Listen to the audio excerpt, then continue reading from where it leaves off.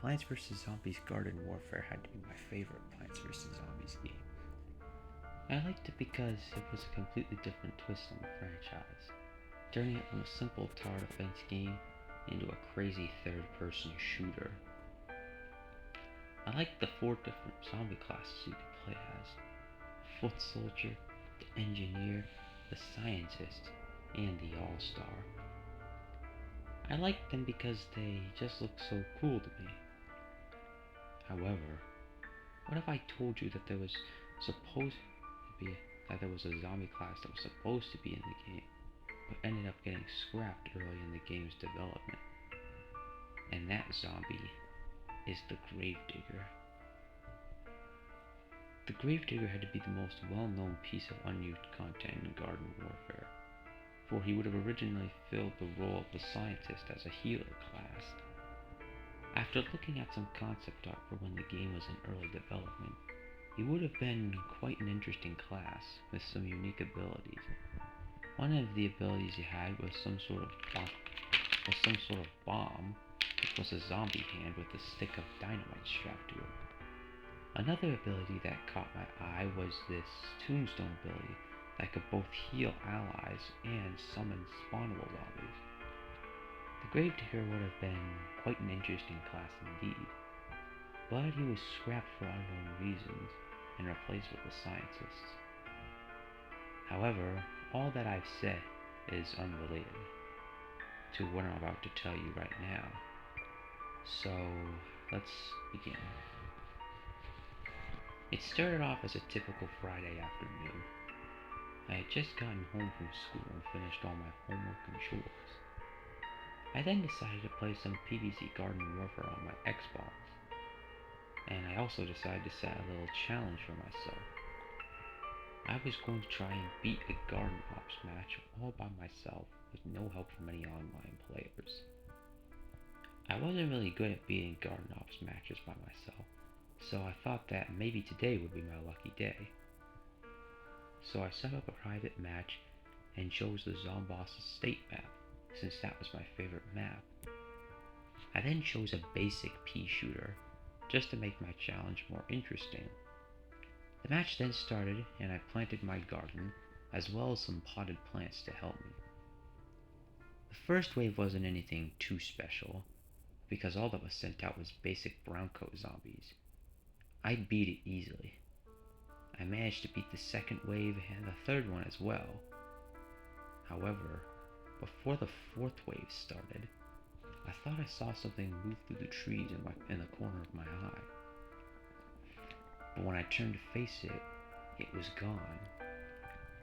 I thought my eyes were playing tricks on me. After all, it was a long day of school, so I brushed it off. I beat the fourth wave, and at the fifth wave, I managed to beat the Gargantuar boss thanks to my pea gatling ability. The sixth and seventh waves I beat as well, but before the eighth wave started, I saw that thing moving through the trees once again. But when I turned to face it, it once again disappeared. I was starting to grow a bit concerned, as I felt like something was watching me. But once again, I thought it was probably nothing. Boy, did I wish that was the case. I beat the 8th wave and the 9th one too. And at the 10th and final wave, I just managed to beat the Yeti boss, thanks to my chili bean bomb. I couldn't believe it. I beat a Garden Ops match all by myself. However, I didn't get the usual message from Dave saying he was going to pick me up. Instead, a timer appeared. The same timer that appears when the next wave is about to come. But why? That usually never happens unless you are playing split screen with someone, but I was playing by myself. I then thought that maybe this was some sort of bonus wave for me beating all 10 waves. So I prepared for this mysterious bonus wave. The time eventually reached 0 and disappeared, but the little purple zombie heads didn't show up. The text appeared, but instead of saying something like bonus wave or wave 11, it said time to die. Then my garden's health bar went down faster than I've ever seen it go, and before I knew it, my garden was destroyed. My potted plants then suddenly started taking damage, even though I couldn't see any zombies attacking them. Soon, all of my potted plants died, and I could see blood dripping out of some of their mouths, like pea cannon and bok choy. All that was left was my pea shooter, all alone in the map. I then heard an eerie voice behind my character say, "Turn around."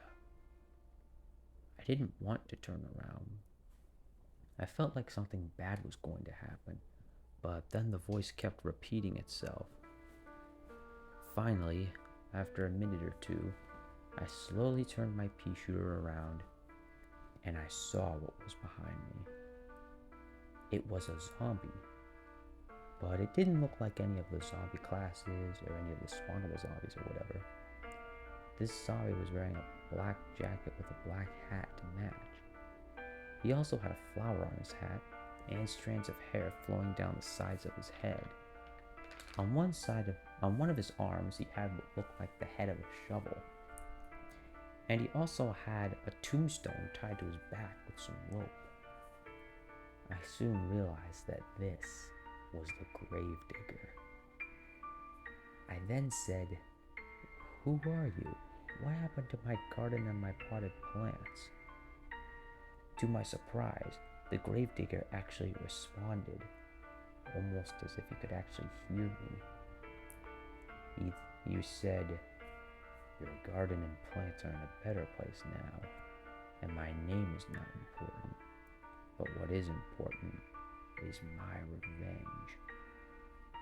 "Revenge?" I asked. "What revenge?" To which the gravedigger said, "My revenge on PopCap and EA for rejecting me.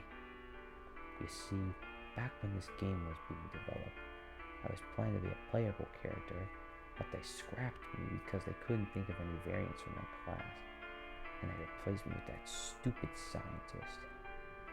There are even plans to make me into a boss like that gargantuar and Yeti you fought earlier, but that was scrapped in favor of Baron von Bath. As a result, they left me to rot within the files of this game. But I managed to escape, and now I can finally have my revenge." I then said, "I'm sorry, but sometimes certain things don't make the cut. I understand you're angry, but maybe you'll be featured in a future game." The gravedigger suddenly got angry and said, "It seems you are siding with PopCap and EA for rejecting me. Well, now I'll show you." He then took the tombstone off of his back and placed it into the ground. Suddenly, brown coat zombies started spawning from it. Except these brown coats had black hollow eyes with no pupils, and they had more health than a standard brown coat. I shot them many times, but they wouldn't die. I couldn't even kill one of them, and the rate at which they were spawning was getting quite overwhelming. The brown coats started swarming my pea shooter and attacked it. There were so many brown coats that the game started to lag. It eventually lagged to the point where I couldn't even move. The brown coats attacked the pea shooter so many times that it eventually fell to the ground. Then a cutscene started to play. The creepy looking brown coats cleared a path for the gravedigger as he began to walk down the aisle. He walked toward the pea shooter, who was lying on the ground, and picked them up by the stem. To my surprise, the pea shooter was still alive. It just had some scuffs and bruises on its face, and a little bit of blood seeping out of its mouth. The gravedigger then said, "This is what it feels like to be rejected." He then raised his other hand, which had the shovel head, and started to repeatedly stab the pea shooter. The pea shooter screamed in agonizing pain as blood splattered everywhere. Some of it even stained the screen. The Browncoats then started laughing and pointing at the pea shooter, almost as if they found it amusing. The gravedigger kept stabbing the pea shooter as the pea shooter screamed more and more. Finally, after what felt like hours, the gravedigger stopped stabbing the pea shooter and dropped it onto the ground. The pea shooter was dead.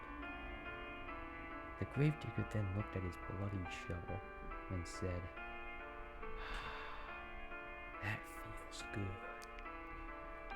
He then looked at the camera directly at me, almost as if he could see me through the screen. He then started laughing a horrible laugh. And then my game crashed and it went to my Xbox home screen.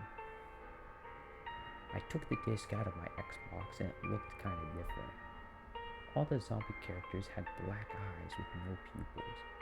And there's also a drawing of a grave on the opposite side of the disc with the word pea shooter written on it. I assumed that this was the same pea shooter that the gravedigger had killed in the game. After this experience, I never encountered the gravedigger in-game again. So let this be my warning to you. If you are playing on the Zombies state map and you see something moving through the trees, you might want to get out of there, because the gravedigger is going to put you in the ground. Sorry about this little random part at the end. I don't really know how I can cut this out, but yeah, thanks for listening to my first creepypasta. Bye.